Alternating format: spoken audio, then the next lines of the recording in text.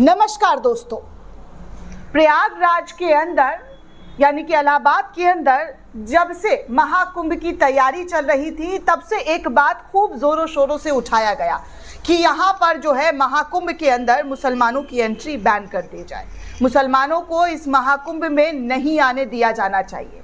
लेकिन अफसोस की बात, जी हाँ, ऐसे खूब मामले नफरती लोगों के जरिए उठाए जाने लगे, लेकिन जवान से लेकर कई ऐसे लोग प्रयागराज के मौजूद वहां पर है जहां पर कल जब इतनी बड़ी आफत आई दोस्तों, कल इतनी बड़ी आफत आई है आधी रात को कि भगदड़ मच गया, लोगों की जानें गई, कई लोग बुरी तरीके से घायल हो गए, इनफैक्ट लोगों को हार्ट अटैक तक आ गया। लेकिन इसी सब को देखकर एक मुस्लिम नौजवान का दिल, जी हाँ, इस कदर पिघला, इस कदर पसीज गया कि जिसे गोदी चैनल्स हमेशा मुसलमानों को नफरतबाज बताते हैं, पत्थरबाज बताते हैं, आतंकवादी और ना जाने क्या क्या नामों से उनको नवाजा जाता है, वही नफरतबाज, वही पत्थरबाज जो है एक महाकुंभ में आए श्रद्धालुओं के लिए फरिश्ते की तरह बनकर, जी हाँ, उनकी जान बचाई है। लेकिन मजाल होगा कि किसी गोदी चैनल्स के जरिए ऐसी खबरें बताई जा रही होगी कि कैसे मुसलमानों को नफरतबाज बताते हैं हम लोग, उनको कितना जो है गलत तरीके से प्रेजेंट किया जाता है, हर वक्त उनको विलन बनाकर प्रस्तुत किया जाता है। लेकिन आज जिस तरीके से महाकुंभ के मेले में फरहान ने सीपीआर देकर श्रद्धालु, जी हाँ, 35 साल के श्रद्धालु रमाशंकर की जान बचाई है, जिसकी तस्वीरें सोशल मीडिया से लेकर कई जो छोटे चैनल है उनके जरिए शेयर करते हुए जानकारी साझा की जा रही है कि ये देखिए, ये होते हैं मुसलमान, कि कोई दर्द में है, कोई तकलीफ में है, कोई परेशान है, कोई जिंदगी मौत से जूझ रहा है, तो उनकी जान बचाने के लिए सबसे पहले वहां पर वो आए। हजारों की भीड़ वहां पर दिखाई दे रही है दोस्तों, लेकिन बचाने वाला, जान बचाने वाला कौन था? तो सिर्फ और सिर्फ फरहान था, जिसकी तस्वीरें सोशल मीडिया पर वीडियो के जरिए काफ़ी वायरल हो रही है। आप देख सकते हैं कि कैसे वो सीपीआर देकर उस शख्स की जान बचाते हुए नजर आ रहे हैं। आगे देखिए, एक और तस्वीर आई है, यहाँ बताया जा रहा है कि ये पब्लिक है, सब जानती है। पत्रकार उनसे सवाल पूछ रहे हैं तो क्या बोल रही हैं अम्मा जी? अम्मा जी कह रही, पहली बार महाकुंभ आए हैं, कोई व्यवस्था नहीं है यहाँ पर, कोई मत आओ महाकुंभ में। महिला फिर बोलती है कि मर जाए योगी, हम 12 घंटे से भूखे प्यासे बैठे हैं इस ठंडी में।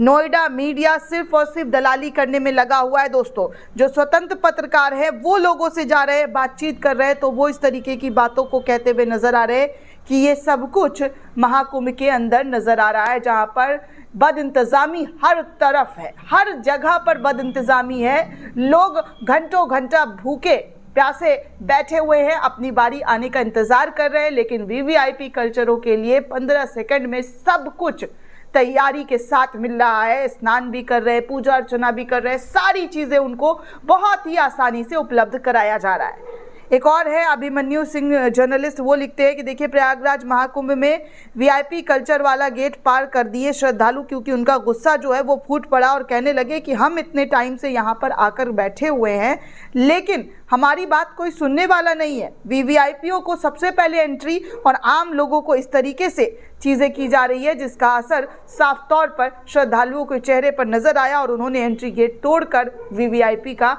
अंदर घुस गए। एबीपी न्यूज़ लिखता है कि भीड़ ने हिलाया पुलिस बूथ तो पुलिस ने खोले बैरिकेड्स। ये हालात, ये स्थिति पैदा हो गई है दोस्तों महाकुंभ के अंदर कि लोगों की जानें जो हैं वो तो जा ही रही हैं, लेकिन उनके साथ बद इंतजामी जो है वो भी एकदम चरम सीमा पार कर चुका है। अखिलेश यादव ने भी ट्वीट करते हुए लिखा है कि महाकुंभ में अव्यवस्था जन्य हादसे में श्रद्धालुओं के हताहत होने का समाचार बेहद दुखद है। श्रद्धांजलि, हमारी सरकार से अपील है कि गंभीर रूप से घायलों को एयर एम्बुलेंस की मदद से निकटतम सर्वश्रेष्ठ हॉस्पिटल तक पहुंचाकर तुरंत चिकित्सक व्यवस्था की जाए। मृतकों के शवों को चिन्हित करके उनके परिजनों को सौंपने और उनके निवास स्थान तक भेजने का प्रबंध किया जाए। जो लोग बिछड़ गए उन्हें मिलाने के लिए त्वरित प्रयास किया जाए। हेलीकॉप्टर का सदुपयोग करते हुए निगरानी बढ़ाई जाए।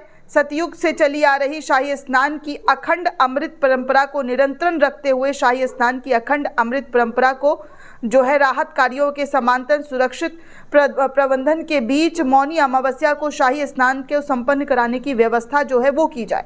श्रद्धालुओं से हमारी अपील है कि वो इस कठिन समय में संयम और धैर्य से काम ले और शांति पूर्वक अपनी तीर्थ यात्रा संपन्न करे। सरकार आज की घटना से सबक लेते हुए श्रद्धालुओं को रुकने, ठहरने, भोजन, पानी और अन्य सुविधाओं के लिए अतिरिक्त प्रबंध करे। हादसे से आहत हुए सभी लोगों को शीघ्र स्वास्थ्य लाभ की कामना अखिलेश यादव के जरिए की गई है। वहीं एक और यूजर ने एक वीडियो शेयर की है जहां पर पुल पर चढ़े हुए लोग जी हां किस तरीके से इधर उधर होते हुए नजर आ रहे हैं, जिसको लिखा जा रहा है कि प्रयागराज महाकुंभ में भगदड़ के दौरान कई लोगों की मौत अत्यंत दुखद है।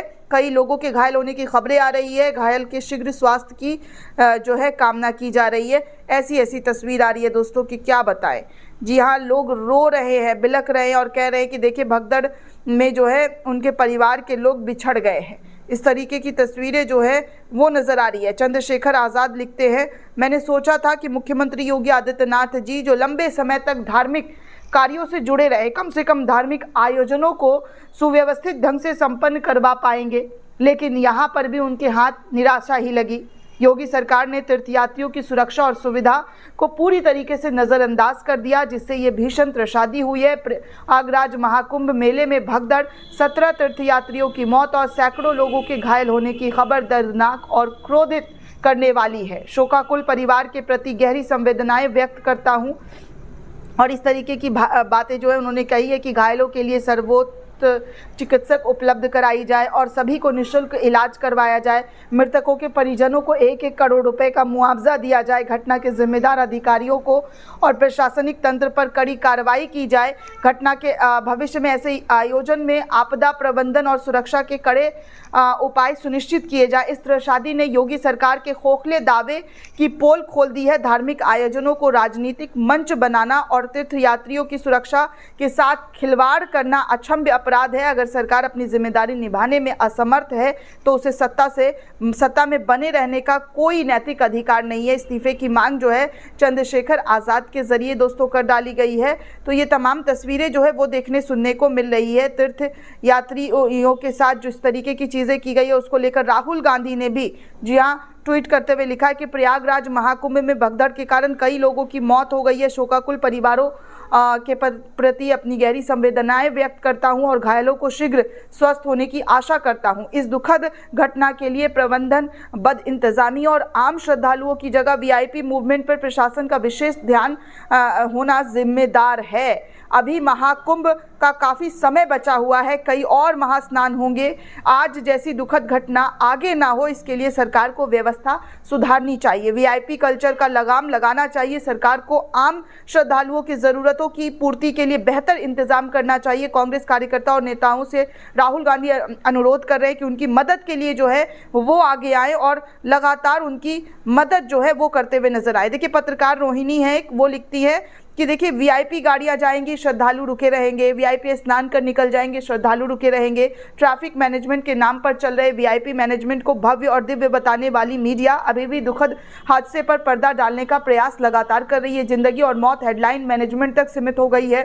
लाशों और आंसुओं के बीच की छवि प्रबंधन जो है वो जारी है। पर सवाल ये है कि उठाने वाले हुकूमत को पसंद कहाँ आते हैं। उन्हें तो मानो देश का दुश्मन मान लिया जाता है। हेलीकॉप्टर की पुष्प वर्षा से आनंदित नोएडा मीडिया को शायद आम आदमी के आंसू और गठरियां लेकर मीलों चलते भक्तों की पीड़ा नहीं दिखाई देती है, पर ग्राउंड जीरो पर मौजूद हर व्यक्ति सच अपनी आंखों से देख रहा है। माँ गंगा सभी की रक्षा करे। इस तरीके की बातें जो है रोहिणी सिंह के जरिए उठाई गई है। दोस्तों उन्होंने कहा है कि देखिए ये सब कुछ जो है किस तरीके की चीज़ें यहाँ पर साफ तौर पर देखने सुनने को मिल रही है। एक तस्वीर और आपको मैं दिखाना चाहूँगी दोस्तों।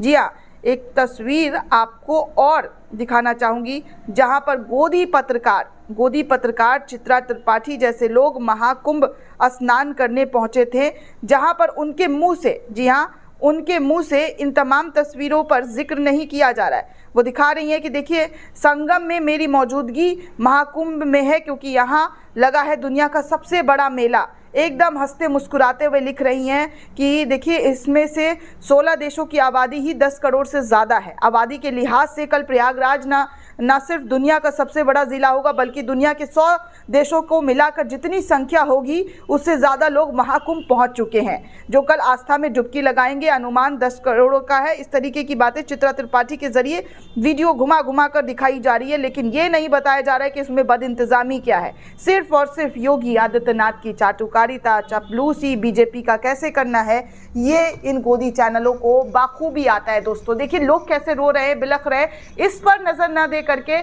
सिर्फ और सिर्फ ये कहना है कि देखिए यहाँ पर कैसे 100 करोड़ लोग आ रहे हैं, 500 करोड़ लोग आ रहे हैं, ये हो रहा है, फलाना है, ढिमकाना है, योगी योगी योगी, बस यही चला रहे। बाकी जो दर्द, जो पीड़ा उन परिवार वालों के ऊपर हुआ है उस पर चित्रा त्रिपाठी एक सवाल योगी आदित्यनाथ से पूछती हुई नजर नहीं आ रही है। दोस्तों आप सोचिए कि ये है इनकी पत्रकारिता। दोस्तों इस पूरे रिपोर्ट को लेकर आप क्या सोचते हैं, आपकी क्या राय है, हमें कमेंट करके जरूर बताइएगा। साथ ही साथ चैनल को ज्यादा से ज्यादा लाइक, शेयर और सब्सक्राइब करना बिल्कुल भी ना भूलें। धन्यवाद दोस्तों।